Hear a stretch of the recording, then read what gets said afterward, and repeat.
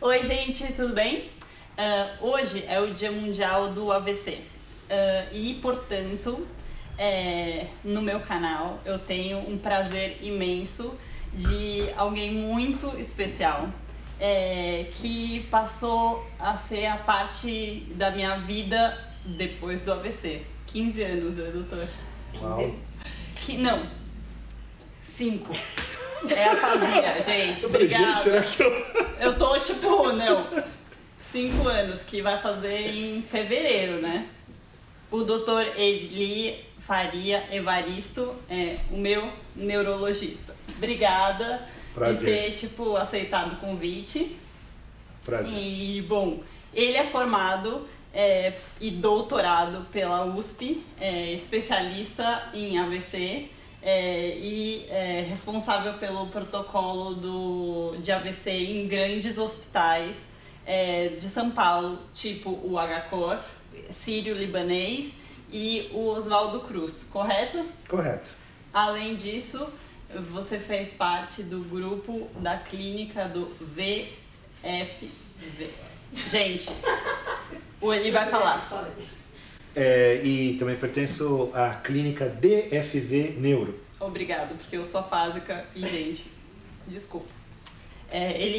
O outubro é o mês do outubro rosa, né? Uhum. Então, é um mês de conscientização e prevenção, né? E esse ano, o Covid atrapalhou muito nesse sentido de prevenção, né? Eu acho. Sim, certamente, né? A gente pôde observar ao longo desses meses, não só aqui no Brasil, no mundo inteiro, né?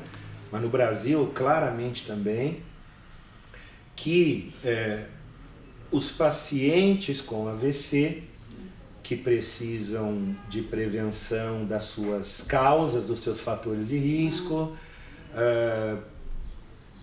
sumiram, desapareceram dos consultórios, dos hospitais, e se observou, tem se observado ainda,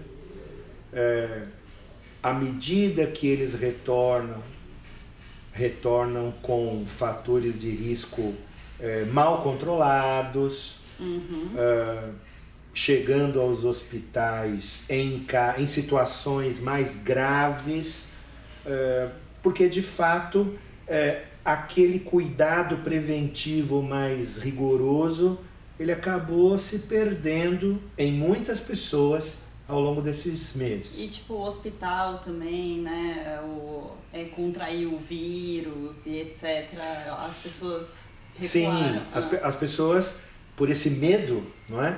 De contraírem o Covid nos hospitais, elas evitaram e ainda têm evitado ir. Eu acho que isso que você está falando é bem legal. Por quê?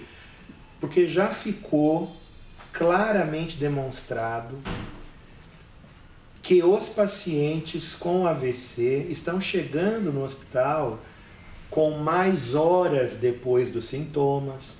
Elas têm o AVC em casa e às vezes vão no dia seguinte, às vezes vão muitas horas depois e perdem aquela oportunidade de fazer aqueles tratamentos das primeiras horas. Né?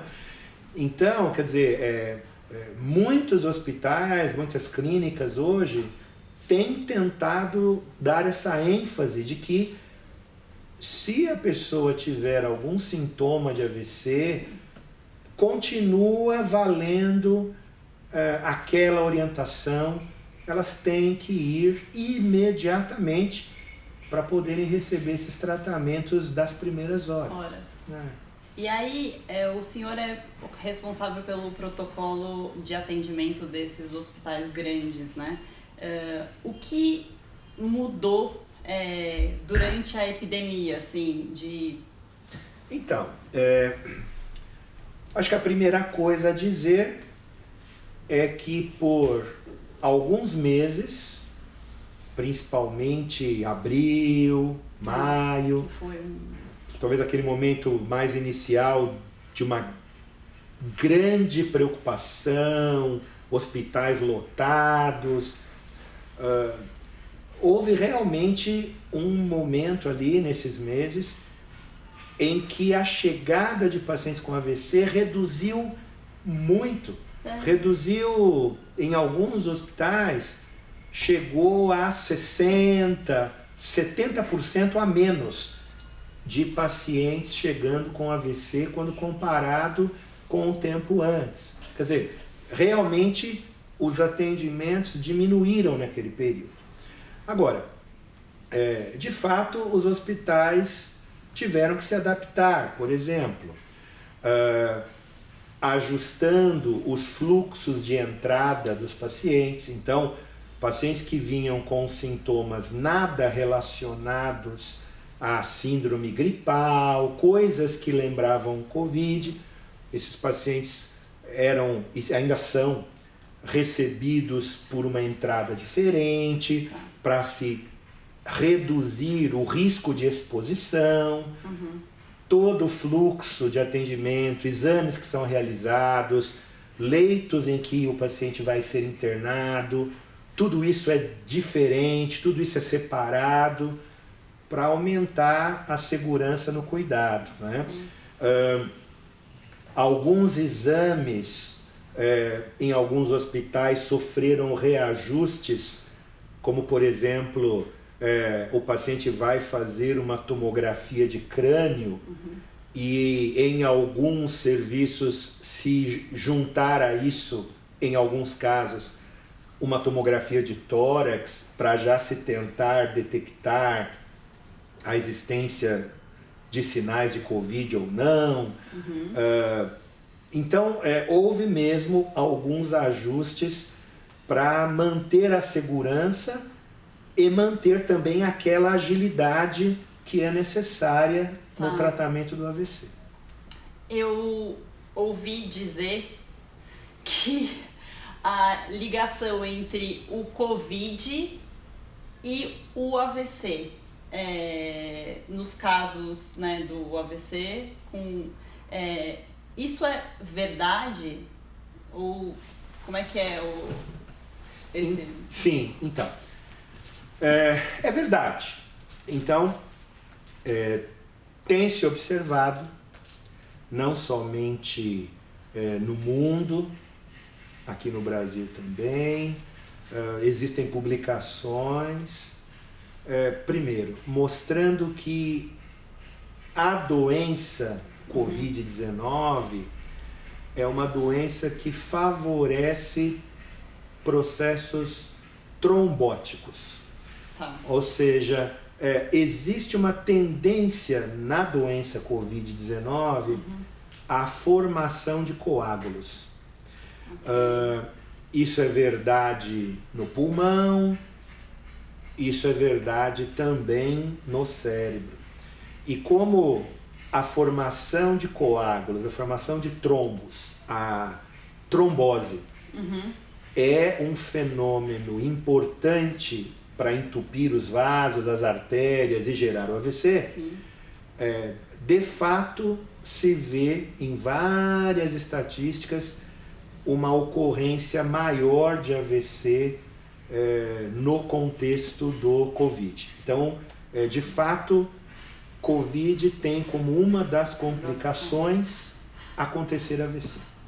É embolia pulmonar, essa... A embolia pulmonar é uma das formas de trombose, né? No caso do pulmão. E uma coisa parecida com a embolia pulmonar pode também acontecer em outros órgãos, como por exemplo os vasos sanguíneos do cérebro. E aí também ali acontece... porque quando a gente fala embolia é um nome que significa um trombo, um coágulo que saiu de um lugar e foi parar no outro. Então quando a gente fala embolia pulmonar, significa um coágulo que veio de outro lugar, da perna, da barriga, esse coágulo parou lá no pulmão, entupiu lá no pulmão. Embolia pulmonar. E esse processo de coágulos também pode levar à embolia cerebral. O coágulo se forma em alguma parte do corpo, coração, carótida, e este coágulo, pum, impacta lá no cérebro, uma embolia cerebral, gerando AVC. Algumas sequelas do AVC, de falta de olfato, confusões mentais, perda da memória, tipo a senadora Mara Gabrilli, que falou isso nas redes sociais dela. Por causa do Covid, você disse? Do Covid, ficou muito mal, enfim. Você explica como acontece isso? Então, existem várias maneiras pelas quais o vírus, o coronavírus, poderia gerar alterações neurológicas, né? Então, talvez valha a pena dizer que alterações neurológicas são muito comuns em pacientes com Covid.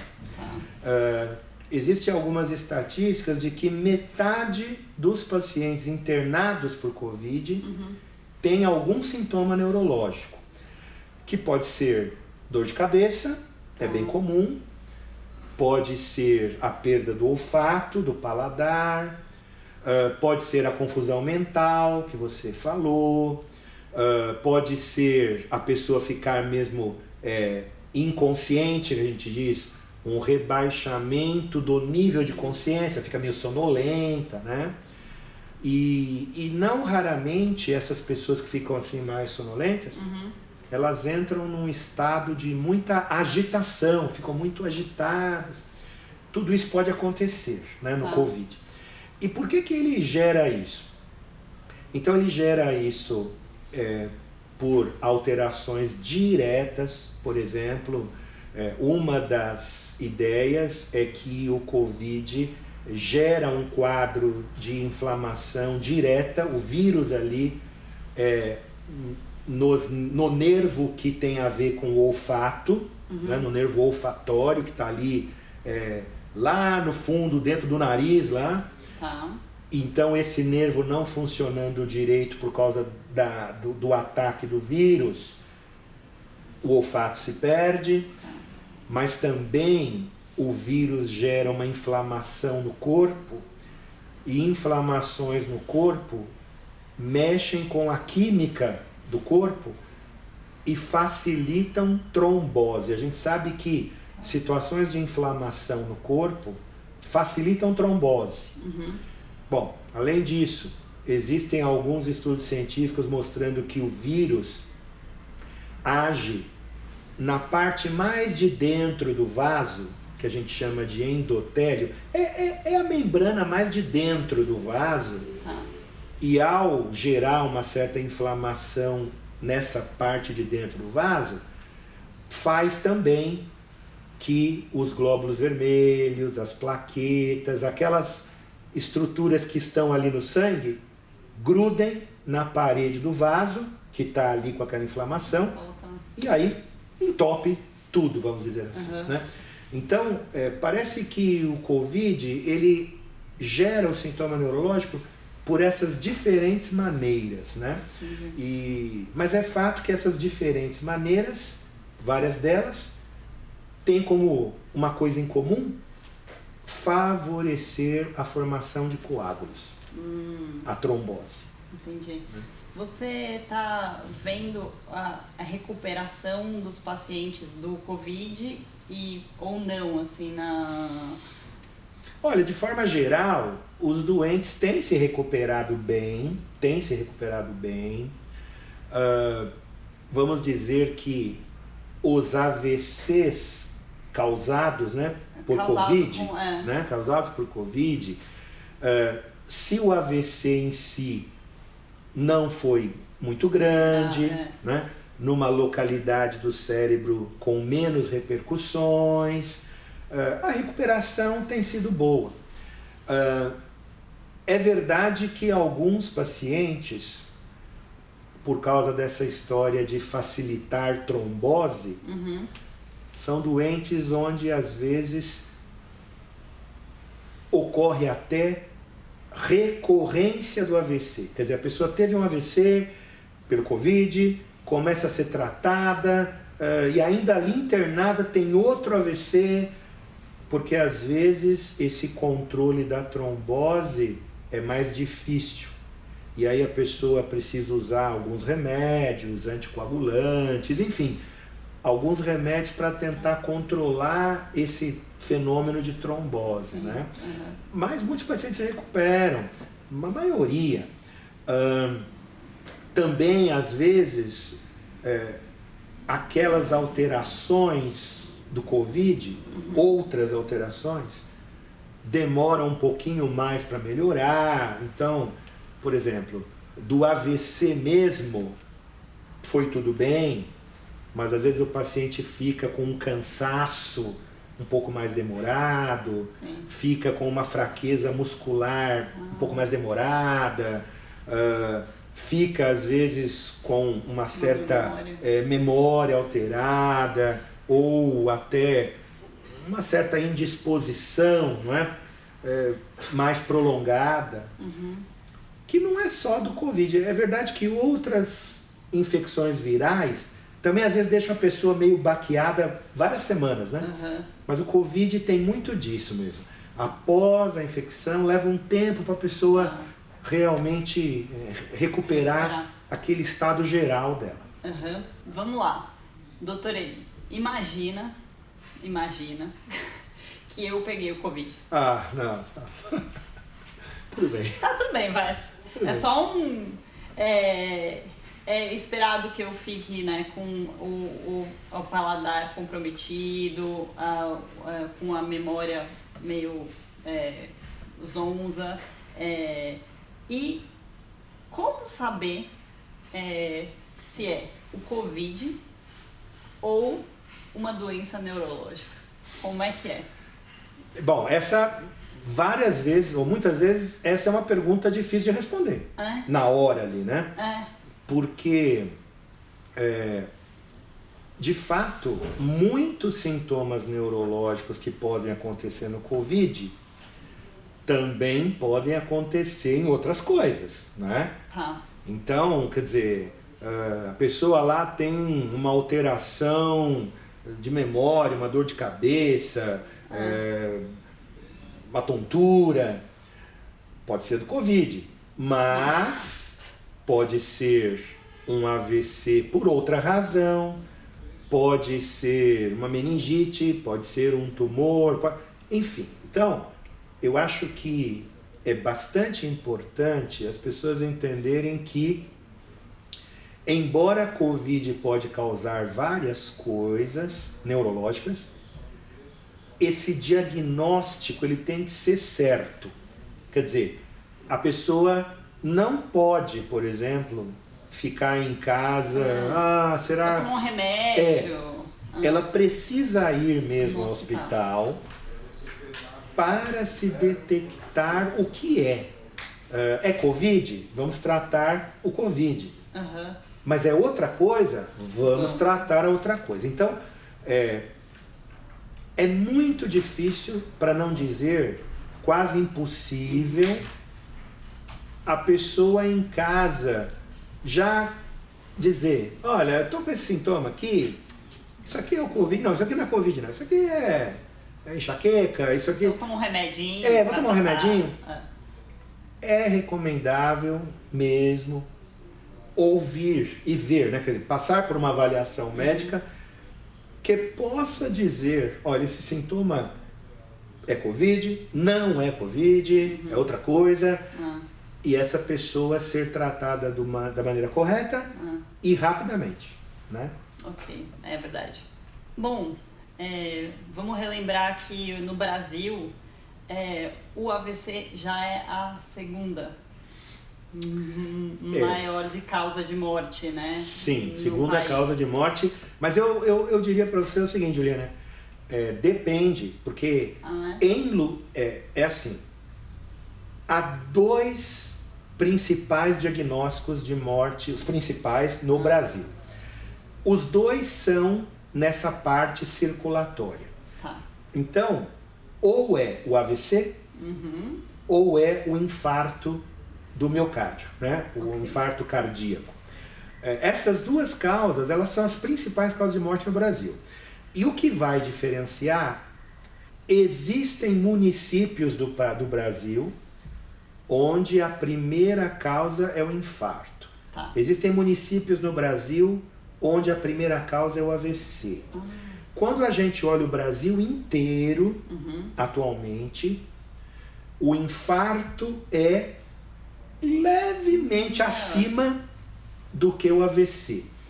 Mas o AVC está muito próximo, ou seja, ele está encabeçando as primeiras causas junto com o infarto.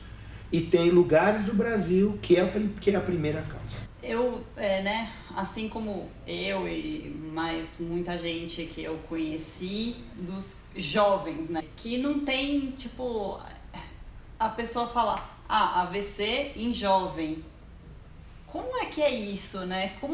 Aí muita gente pergunta, nossa, você? Sim, 30 anos.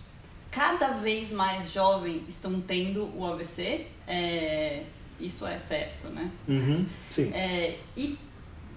Como tem uma explicação científica ou também social, vamos dizer?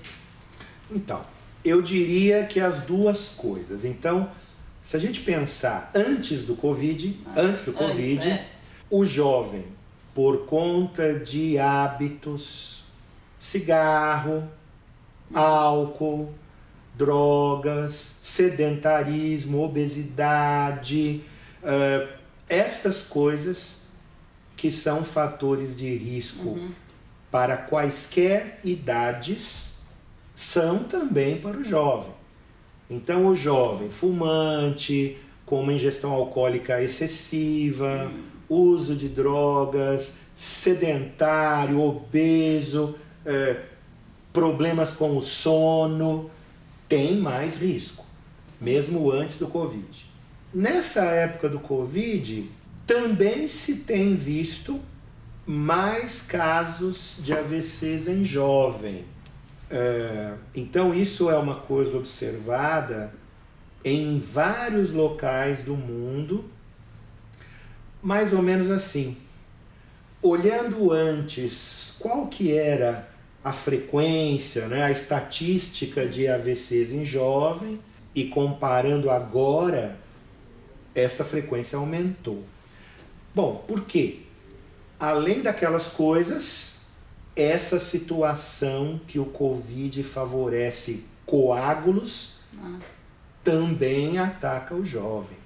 E uma coisa interessante também de se dizer é que, embora o risco de AVC em Covid seja maior naqueles casos em que o Covid geral é grave, pulmão e tudo, há casos de AVC, mesmo em jovem, por Covid, onde o primeiro sintoma é o neurológico, é o AVC. Quer dizer, a pessoa nem está com a questão de pulmão, nada disso, e começa com sintoma neurológico por Covid. Então, é verdade que há mais AVCs atualmente em jovens do que no passado. Isso já vinha aumentando antes do Covid, e o Covid é mais uma coisa que tem levado a se ver AVCs em jovem também. E para fechar, né, relembrando como prevenir agora que é tipo... Sim. Então, olha, eu acho que a primeira coisa que eu deveria falar sobre a prevenção neste ano, porque isso é inclusive o tema da campanha mundial de AVC, que é Movimente-se. Então, assim, o tema da campanha de AVC no mundo traz essa palavra no sentido de reduzir o sedentarismo. E ao reduzir o sedentarismo, reduzir todas aquelas outras doenças que o sedentarismo determina. Obesidade, a hipertensão, o diabetes, não é? Então, movimentar-se, atividade física, exercício, enfim, que não precisa ser uma coisa elaborada, rebuscada, não é? Caminhe, por exemplo, não é? Mas eu acho que é importante dar ênfase a esse movimento-se por ser esse tema mundial, né? Agora, eu diria também, as pessoas que têm já sabidamente fatores de risco, são hipertensos, são diabéticos, têm colesterol alto, fumam, têm uma ingestão alcoólica grande, usam drogas, enfim, são fatores de risco que precisam ser reduzidos e controlados e retirados, né? Então, eu acho que a prevenção envolve tudo isso. Então é isso, gente. Muito obrigada pela sua informação, né, que a gente precisa. Então, muito obrigada. Imagina, Juliana, eu agradeço, estou sempre à disposição. Acho que esse canal seu é super importante, tem levado essa informação para muita gente e, bom, espero poder ser útil. Obrigada.